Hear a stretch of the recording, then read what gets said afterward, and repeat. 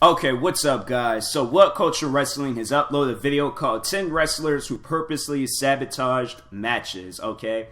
I didn't say sabotage. I did not say it. I always want to say sabotage, but I said sabotage, and I didn't even think of sabotage. So I feel accomplished. I know you guys are probably all like, what are you talking about right now? But no, as a kid, I always said sabotage. But this time, I didn't mess up. I know there's other people out there. It's like when you've seen sabotage for the first time in your life, you thought it was sabotage. And it's like, you know, people say sound it out. I would say sabotage. And then it's like sabotage. I like sabotage. I would say sabotage, but I always said sabotage as a kid. So, anyways, what does that have to do with this video? This is about WWE and wrestlers and stuff. So 10 wrestlers who purposely sabotaged matches, alright? So, I don't know, would the Montreal Screwjob count? Because I say that's probably the only one. I didn't see it myself when it had took place. I remember I watched a video on it, and then they just showed, like, how today's wrestlers, when they were watching that, they was just like, bruh, is that supposed to happen? Because it was like Bret Hart spinning Vince McMahon's face, tore down, like he did some like Shield and Nexus stuff. Like, remember how when they came, they just tore down the whole set, the ring, the announcement tables, all of that. Then he was just all like WCW and things, and it was crazy. You know, it was really crazy, and it was like he had a long rival with Shawn Michaels. But yeah, it was crazy. That was crazy. So they might talk about that, they might not. But, I don't know, it wasn't really, cause Vince McMahon, he did wrestle, so I'm trying to think, would that count because he was a wrestler at one point? So it's like, I don't know, maybe not, but, yeah, that's the only one I can think of. They might have some other ones and things, but, let's see what goes down in this video. So maybe some stuff, because it's like I said, I came into the wrestling era like when they were right before they did the whole PG stuff and things, and so I kind of came into the wrestling era a little bit late. But anyways, wrestling is dangerous. Oh yeah, wait a minute. Make sure you go subscribe to What Culture Wrestling for more videos like this. They got over 1 million subscribers. Let's get them to 2 million. But yeah. To mitigate that danger, there needs to be a lot of trust and cooperation between wrestlers, i.e., if I jump off this balcony, you guys are gonna fucking catch me, right? However, ego is a dangerous thing. I know that because I'm wise and hung like a train, and sometimes wrestlers take it upon themselves to veer off script and fight the bookers, the agents, and even each other for realsies. Why a wrestler would do this and risk... I always want to, like, see something like that, like WWE wrestlers that snapped in the ring, and they're just they just go off script, and then they just start going at it with somebody. Like, who was it that punched somebody in the face? Man, who was it? Was it CM Punk? Because I remember, like, somebody had grabbed him or something, they turned around and just socked him in the face, and then they were trying to do something, like, the fan was trying to do something like, you don't grab nobody like that. How would you feel if somebody grabbed you like that? I would have done the same thing. Like, I had done the same exact thing. You're getting punched in the face. Don't grab me like that, but... Locker room of men. Anyways. It is to look like giant flanks of ham is beyond me. I can't even look primate in the eyes, but it's happened more often than you'd think. I'm Adam from WhatCulture.com, and here are 10 wrestlers who purposefully sabotaged matches. Number 10. Wait a minute, let me... Because my Wi-Fi looked like it was messing up. Eddie Guerrero. Hey, look, we're talking about One Night Stand 2005 again. Did you know that the Blue Meanie once had a shoot fight with JBL? No, you, Marks. We're covering new ground here. Latino Heat was one of the best wrestlers to ever grace the ring, but he also had something of a temper. He was embroiled in a feud with Rey Mysterio when the one-off ECW special aired, and Heyman booked a dream match that he never got to book in ECW's original run, Guerrero versus Benoit. Eddie was booked to lose, which he wasn't keen on because he was already jobbing lots to Ray Ray, and when the fans spent most of the match chanting obscenities at WWE superstars on the balcony, and when Eddie suffered a cut on his nose early, he got pissed and decided to phone in the rest of the match. It wasn't an awful match, but when you consider what these two men are capable of, it's a big disappointment. After the match, Benoit was furious, and Eddie could be seen mouthing, "I owe you one," to the crippler. Number 9, the Dirt Bike Kid and the Great Suzuki. Fans disagree on who it was that sabotaged this match, so it's generally agreed to be both. Michinoku Pro is a Japanese promotion, the chief style for which is Lucha Libre. As such, it held a tournament comprised entirely of masked wrestlers. One of those was the Dirt Bike Kid, who we can all agree sounds like an extremely radical fellow. He was a British wrestler who'd been making waves and was invited to take part in this tournament. However, he was a bit offended by being asked to wear a mask and removed it before the match. Big mistake. His opponent, the Great Suzuki, who just so happened to run the company, got offended, went off script, kicked Dirt Bike Kid hard in the ribs over and over and over again, and then legitimately tapped him out. Never mess with Japan. Number 8. Wow. That is crazy. Dang. Yeah, he snapped. Like, I don't know. Like, as a wrestler, unless you, like, want to do some Brock Lesnar stuff and go into the UFC, then okay, then do that. But it's like UFC fighters don't probably be doing stuff like the tap out party, then yeah. But it's like repeatedly just kicking somebody in the ribs, like, yeah, I want to know how that went down afterwards. Like, did they talk or did they, like, what's up with that? Like, what's up between those two? The dog-faced gremlin, aka the best nickname ever, had a reputation of being a teeny bit of a bully, shooting on jobbers and generally leaving most I sometimes hear about that. I remember they were saying JBL, he was a bully and stuff. So it's, I don't know why there's wrestlers out there like that, but glad we got John Cena.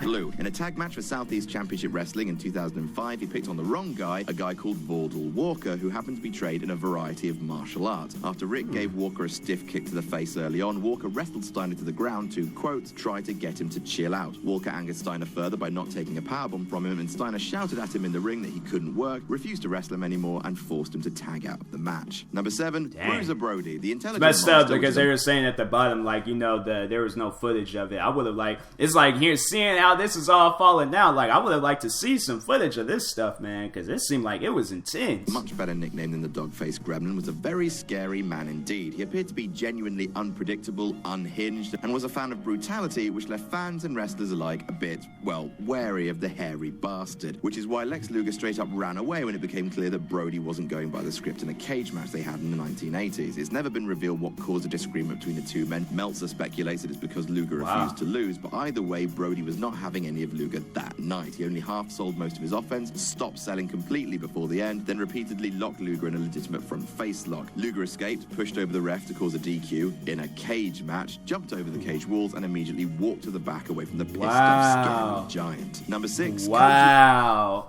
Yeah, because it's like, how you get disqualified in a cage match? Like, how is that even possible, okay? Like, it's like, I might have not been watching wrestling all the way back then, but I know something like that. That don't go down like that, all right? But, yeah, dang. Yeah, it's like, what made him just go off? Because I think they were saying that he refused to lose, but yeah, you just got, like, them competitive wrestlers out there. But it's like, to snap and go off on him, like, I mean, yeah, it's... it's like, you got your crazy ones out there, got the bullies out there, but I don't know, like, I don't think they even said all of that about him and stuff, so, yeah, it's like, what's up with that? Like, he just saw, like, no, I ain't losing, so he's just I'm gonna win this fight one way or another and things. It's like, bruh, you need to, like, come on, man, just take a L. It ain't gonna be like your last L in life. Just take one L, okay? You already made a name for yourself. Everybody knows Lex Luger, okay? So, yeah, bruh, chill. Katao. Oh, Japanese wrestlers, they will kick your face until it's a different face. Koji Katao created a reputation for himself by being a giant wang, notably getting exiled from New Japan Pro Wrestling after using a racial slur against a fellow Korean wrestler. In a match for SWS, he was fighting John Tenta, aka Earthquake, in WWE, and played his bell-end card hard by refusing to cooperate at all. The two men started to fight for real, resulting in Katao lunging for Tenta's eyes at one point. You can see the two men absolutely loathe each other as they stand waiting for the other to attack them. Tenta shouts obscenities at Katao, telling him this is pro wrestling, for Katao shoot kicks the ref, causing a DQ. A bizarre confrontation which ended with Katao taking to the mic to call wrestling fake after the match, successfully blackballing himself from yet another wrestling company. Number 5, Brian. Wow. Like, bruh, how you gonna call out the, like, the thing that you're working in, like, just call it out like that? I mean, dang. Like, the fact they gonna kick the ref, like, man.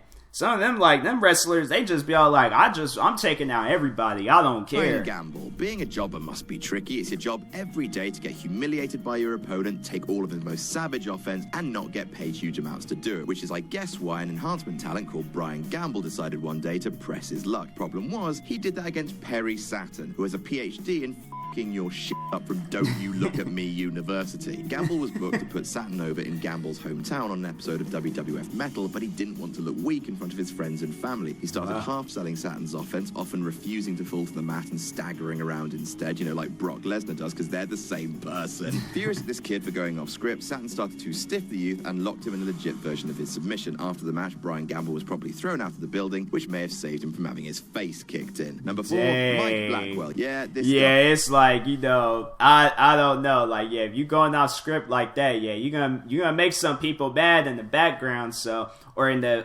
backstage and stuff. So it's they kicked him out. It's like, kind of know why. It's like, you acting like that, man. Wasn't so lucky. He got a goddamn beating for this. For Worldwide Wrestling, he and a large dude called Avalanche were wrestling the Skyscrapers, Dan Spivey and Sid Vicious, neither of whom are guys to mess with. Blackwell was a very bad jobber indeed, in that he no-sold his opponent's offense. After every move, he would immediately pop back up to his feet. He had to be held down for the 3, thrashing his legs after taking their double-team finisher, and then again got straight to his knees. So Spivey and Vicious beat the crap out of him right there on camera, kicking him in the head outside the ring and decking him with numerous real punches before the footage was hastily cut away. Number 3, Shawn Michaels. Wow. I want to see what this one's gonna be about, but dang, like, to get jumped like that in front of your friends and everybody, and I don't know.